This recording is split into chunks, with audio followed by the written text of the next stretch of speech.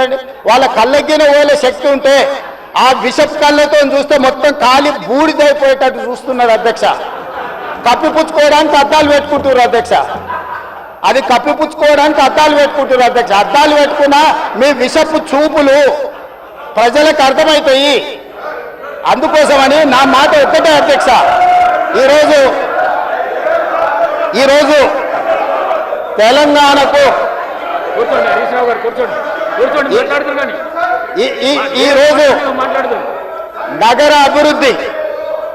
ఈరోజు నగర అభివృద్ధి చేయడం మా బాధ్యత. ఈరోజు ఇన్ని మాటలు మాట్లాడుతున్నారు కదా అధ్యక్ష. ఆనాడు కాంగ్రెస్ లో గెలిచిన ఎమ్మెల్యేని తీసుకొని మూసీ రివర్ డెవలప్మెంట్ కార్పొరేషన్ కు చైర్మన్ చేసింది ఎవరు అధ్యక్ష? ఎవరు? ఈ రోజు వివరాలు చెప్తుంటే ఆ నొప్పేందుకు అధ్యక్ష? ఆ నొప్పేందుకు? మీరు అనుమతి ఇచ్చిన తర్వాత వాళ్ళెవరు అధ్యక్ష ప్రశ్నించనికే? వాళ్ళెవరు సభ్యులు? ఈ రోజు అక్బరుద్దీన్ ఓవైసీ గారు, పాయల శంకర్ గారు, లేకపోతే కాలేరు వెంకటేష్ గారు. ఆ కాలేరు వెంకటేష్ గారినైనా చూసి నేర్చుకోండి, కనీసం ఒక అవగాహన వస్తుంది. స్పష్టంగా నేను అంబర్పేట పోయినప్పుడు చెప్పిండు, 100% అంబర్పేట శాసనసభ నియోజకవర్గంలో మేము మూసీ నది ప్రక్షాళనకు సహకరిస్తాము. మా పేదలకు అందరికీ మంచి ఇల్లు కట్టించండి, మా ప్రభుత్వ కార్యాలయాలు కట్టించండి, మా ప్రాంతాన్ని అభివృద్ధి చేయండి, నేనే ముందు బాగానే నిలబడి మూసీ నది ప్రక్షాళనకు సహకరిస్తానని అంబర్పేట ఎమ్మెల్యే కాలేరు వెంకటేశ్వర గారు ముందుకు వచ్చి బహిరంగంగా మైక్లో చెప్పిండు. నిన్నగాక మొన్న వచ్చి నన్ను కలిసి చెప్పిండు. ఆ పక్కనే ఉప్పల్ ఎమ్మెల్యే లక్ష్మారెడ్డి గారు వచ్చి కలిసి, సార్ మా ప్రాంతాన్ని అభివృద్ధి చేయండి, మూసీ నదిని ప్రక్షాళన చేయడం ద్వారా మా ప్రాంతానికి ఉపయోగపడుతుంది, మీరు చాలా మంచి పని చేస్తారు, మీరు వేగంగా ముందుకు వెళ్ళండి, మా వైపు నుంచి మీకు ఏం సహకారం కావాలని చెప్పి ఆ శాసనసభ్యులు వచ్చి కలిసిరు అధ్యక్ష. ఇవాళ నేను ఒకటే అడుగుతున్నా అధ్యక్ష, ఈ రోజు మూసీ నది ప్రక్షాళన చేసుకుంటే ఈరోజు మూసీ నది ప్రక్షాళన మేము చేస్తున్నామంటే మీరు చెయ్యాలంటున్నా వద్దంటున్నా? ఒక్క మాటలో చెప్పండి. మీరు చెయ్యాలనుకుంటే ఏమి చెయ్యాలో సూచన ఇవ్వండి, వద్దంటే మీ కడుపు మంట ఏందో చెప్పండి, తెలంగాణ ప్రజలు నిర్ణయించుకుంటారు. అందుకే ఈరోజు మూసీ నది పరివాహక ప్రాంతాన్ని నైట్ ఎకానమీగా మారుస్తా అని చెప్పిన అధ్యక్ష. పట్టణం అంతా రాత్రి 9 గంటలకు నిద్రపోతే రాత్రి 9 గంటల నుంచి ఉదయం 6 గంటల వరకు మూసీ నది పరివాహక ప్రాంతంలో నైట్ ఎకానమీని రివైవ్ చేసి అక్కడ హోటల్స్, ఆఫీసులు, అదే విధంగా ఫుడ్ కోర్ట్స్, కల్చరల్ యాక్టివిటీస్ వీటన్నిటిని కూడా ప్రపంచ స్థాయి నగరంగా మార్చడానికి నైట్ ఎకానమీని ఓపెన్ చేయబోతున్నామని చెప్పినాం అధ్యక్ష. ఆ ప్రాంతంలో ఉన్న ప్రతి వాళ్లకు, నష్టపోయే వాళ్లకు అత్యధికంగా నష్టపరిహారం ఇచ్చి బ్రహ్మాండమైన కాలనీలు కట్టించిస్తాం అధ్యక్ష. ఈరోజు వాళ్ళు ఏ పరిస్థితి లేనోళ్ళు, ఏ దిక్కు లేనోళ్ళు, సర్వం కష్టాలలో మునిగేటోడే మూసీ పక్కన పోయి ఇల్లు కట్టుకుంటాడు అధ్యక్ష. మూసీలో ఉండే దోమలు కానీ, కంపు కానీ, అక్కడ ఉన్న వాతావరణం కానీ, శవాలు కొట్టుకొస్తుంటే ఎవరైనా అక్కడ ఉండాలనుకుంటారు అధ్యక్ష? ఏ పేదోడైనా మీరు చెప్పండి అధ్యక్ష. ఒకప్పుడు నందనవనం కట్టింది కదా అధ్యక్ష, మూసీ నదిలో ఉన్న వాళ్ళని తీసుకెళ్లి. ఈరోజు ఆ ప్రాంతంలో నందనవనం మనం పోయినప్పుడు ఎంతమంది జిల్లాల నుంచి వచ్చిన వాళ్ళు ఉన్నారు అధ్యక్ష? ఎల్బీ నగర్ ఎమ్మెల్యే గారికి తెలుసు, నందనవనం ఆ కాన్స్టిట్యున్సీనే వస్తుంది. ఈరోజు మూసీ నది పరివాహక ప్రాంతంలో ఉన్న పేదలకు మంచి వసతులు కల్పించి, వాళ్ళ పిల్లలు చదువుకోవడానికి మంచి పాఠశాలలు ఇచ్చి, వాళ్ళకు ఉద్యోగ ఉపాధి అవకాశాలు కల్పిస్తామని మేమంటే లేదు, అది అట్లనే ఉండాలి, తరలించడానికి వీల్లేదు, కట్టడానికి వీల్లేదు, మేము అడ్డం పండుకుంటే మేము నిలువు పండుకుంటామన్నారు. మరి మన వర్షాలు వచ్చినప్పుడు పోయి పండుకునేది ఉండే అధ్యక్ష, పోలేదు. ఏమి లేనప్పుడు పోయి ఆ పక్కన ఉన్న కాలనీలలో పండుకొని వచ్చారు అధ్యక్ష. ఇప్పుడు ఉండమని ఉంది అధ్యక్ష నెల రోజులు. ఇప్పుడు వద్దంటున్న వాళ్ళు ఉన్నారు కదా, నెల రోజులు మూసీ నది పక్కన ఉండమని చెప్పుండ్రు అధ్యక్ష. అంబర్పేట శ్మశాన వాటిక ఉంది కదా అధ్యక్ష, ఆ శ్మశాన వాటిక దగ్గర ఉన్న శవాలు, కులిపోయిన శవాలు, కాలిపోయిన సగం కాలిన శవాలు ఉన్నాయి కదా అధ్యక్ష, వీళ్ళందరూ అక్కడ ఉండమని ఉండి, చూడమని ఉండి. ఏ దుర్భరమైన పరిస్థితి ఉందో అర్థమవుతుంది, ఏ దుర్భరమైన పరిస్థితుల్లో ప్రజలు ఉన్నారో అర్థమవుతుంది. అందుకే ఈరోజు ప్రపంచ స్థాయి సంస్థలను కన్సల్టెంట్గా పెట్టుకున్నాము. ఫస్ట్ ఫేజ్ ఒక కొలిక్కి వచ్చింది. మిగతాది కూడా విడతల వారిగా ప్రాజెక్టు రిపోర్టు జరుగుతుంది. నేను హైదరాబాద్ నగరంలో 5 ఏళ్లలో 1,50,000 కోట్లు ఖర్చు పెడతాం, మూసీ నది ప్రక్షాళన చేస్తామంటే 1,50,000 కోట్లు కాంట్రాక్ట్ ఇచ్చేసారు, రేవంత్ రెడ్డి 25,000 కోట్లు తినేసిందని మాట్లాడుతున్నారు అధ్యక్ష.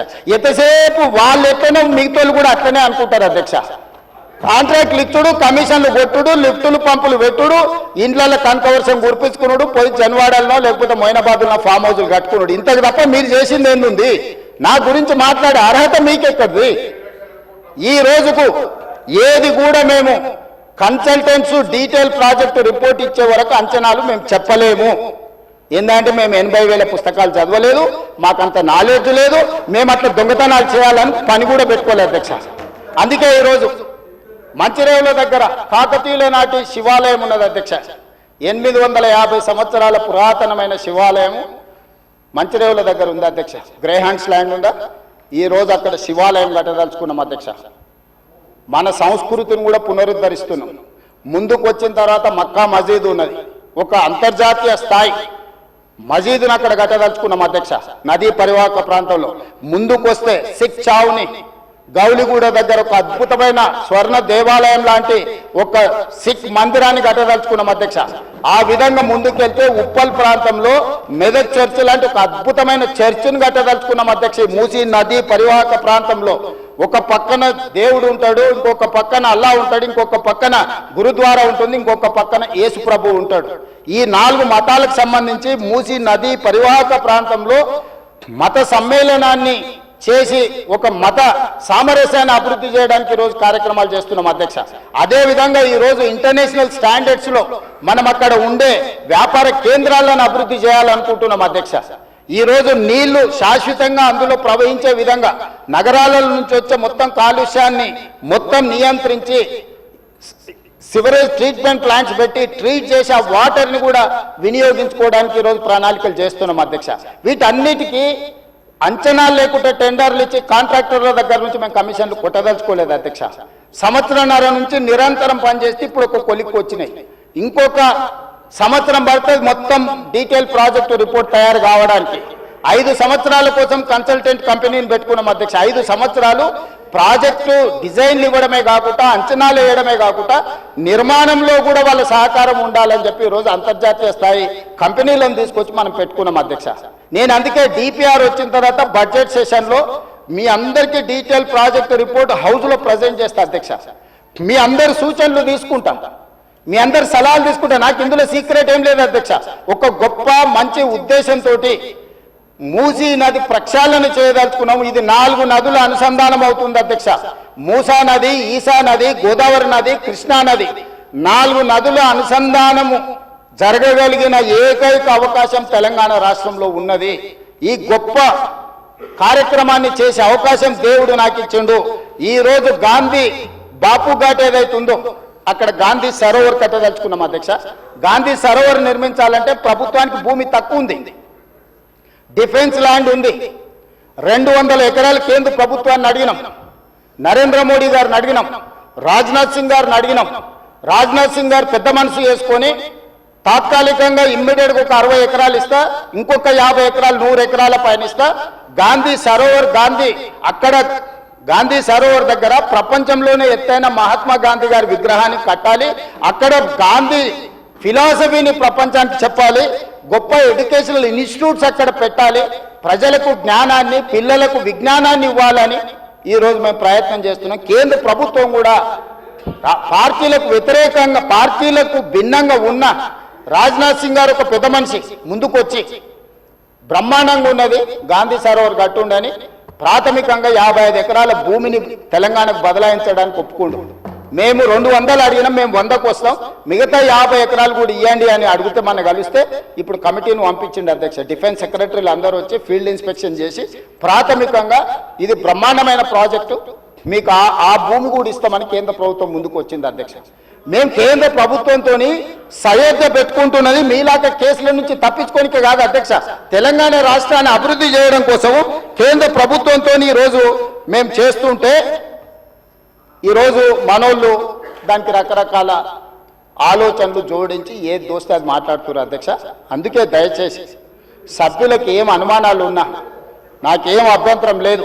నేను గతంలో ఇది నిర్మాణం చేయాలనుకున్నప్పుడు గ్రేటర్ హైదరాబాద్ పరిధిలో ఉండే ఎమ్మెల్యేలందరినీ సౌత్ కొరియా చూడడానికి రెవెన్యూ మినిస్టర్ శ్రీనివాస్ రెడ్డి గారి నేతృత్వంలో కార్పొరేటర్లను, మేయర్ని, డిప్యూటీ మేయర్ని, ఆఫీసర్లని, శాసనసభ్యులను అందరినీ పొమ్మన్నాం. మొదట్లో పాపం శాసనసభ్యులు అందరూ రానికే సిద్ధమయ్యారు. ఇక ఏమైందో కడుపులో విషం ఉన్న వాళ్ళు ఏం విషయం చెప్పినరో ఇక వద్దులే అన్న మేము రాము అని వాళ్ళు ఇచ్చేసారు. నేను ఇప్పుడు కూడా చెప్తున్నా, ఎమ్మెల్యేలందరికీ నా సూచన, ముఖ్యంగా గ్రేటర్ హైదరాబాద్ పరిధిలో ఔటర్ రింగ్ రోడ్ ఇన్సైడ్ ఉన్న ప్రతి ఎమ్మెల్యేకి నా సూచన, మీరు వెళ్ళి చూడండి, మీ అనుభవాన్ని మాకు పంచండి, మీ కాన్స్టిట్యున్సీలలో మీకు ఏం కావాలనో చెప్పండి. మాకు ఇట్లనే చేయాలి అట్లనే చేయాలి, దీన్ని చెడగొట్టాలని లేదు, చాలా మంచిగా చేయాలనే ఆలోచన ఉన్నది మాకు. అటు ప్రకాష్ గౌడ్ గారు కావచ్చు, ఎంఐఎం ఎమ్మెల్యేలు కావచ్చు, లేకపోతే కాలేరు వెంకటేష్ గారు కావచ్చు, లేకపోతే లక్ష్మారెడ్డి గారు కావచ్చు, ఆ కిందికి వెళ్తే ఎల్బీ నగర్ సుధీర్ రెడ్డి గారు కావచ్చు, లేకపోతే సబితా ఇంద్రారెడ్డి గారు మహేశ్వరం కాన్స్టిట్యున్సీ కూడా కొంత పార్ట్ అందులోకి వస్తుంది. మీరందరూ విదేశీ పర్యటనకు వెళ్ళండి, ప్రభుత్వమే ఖర్చులు భరిస్తుంది, పర్యటన చేయండి. ప్రపంచ స్థాయి మూసీ రివర్ డెవలప్మెంట్ ఫ్రంట్ను మనం అభివృద్ధి చేసుకుందాం, ప్రపంచంతో మనం పోటీ పడదాం. ఆ అభివృద్ధి కార్యక్రమంలో పేదలకు ఎవరికైతే ఇబ్బంది కలుగుతుందో ఆ పేదలకు ఏ విధంగా న్యాయం చేద్దామో మీరు చెప్పండి. వాళ్ళకు పెద్ద కాలనీ కట్టిద్దామా? నాకేం అభ్యంతరం లేదు, ప్రభుత్వ నిధులతోనే కడుతున్నాం కదా. మీ ఆస్తి ఏమో అమ్ముతలేని, నా ఆస్తి కూడా అమ్ముతలేని, ప్రజలు కట్టిన పన్నుల నుంచి ఆ పేదలకు మంచి మంచి ఇల్లు కట్టిద్దాం, మంచి స్కూళ్ళు కట్టిద్దాం, మంచి హాస్పిటల్ కట్టిద్దాం, ఉద్యోగ ఉపాధి అవకాశాలు కల్పిద్దాం, స్కిల్ వాళ్ళకి ట్రైనింగ్ ఇద్దాం.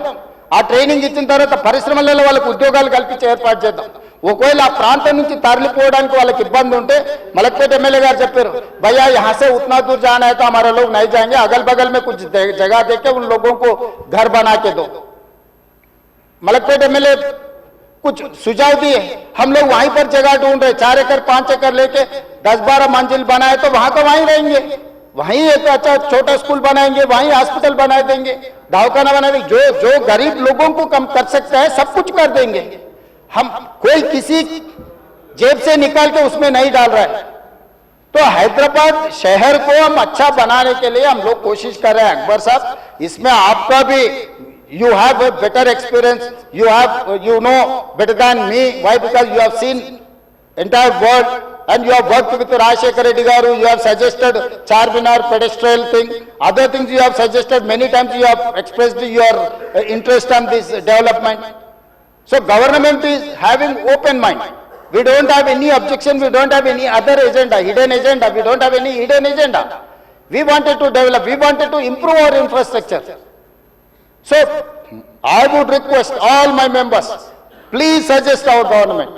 Government is there to accept your suggestions. మేము మంచి పని చేయడానికి నిర్ణయించుకున్నాము, మీ సూచనలు సలహాలు ఇవ్వండి. డిపిఆర్ రెడీ అయిన తర్వాత ముఖ్యమంత్రి కార్యాలయంలోనే అందరు ఎమ్మెల్యేలను పిలిచి, ఫ్లోర్ లీడర్లను పిలిచి పవర్ పాయింట్ ప్రజెంటేషన్ పెడతాను, మీరు చూడండి, మీరు సూచన ఇవ్వండి. మన నగరాన్ని మనమే అభివృద్ధి చేసుకోవాలి.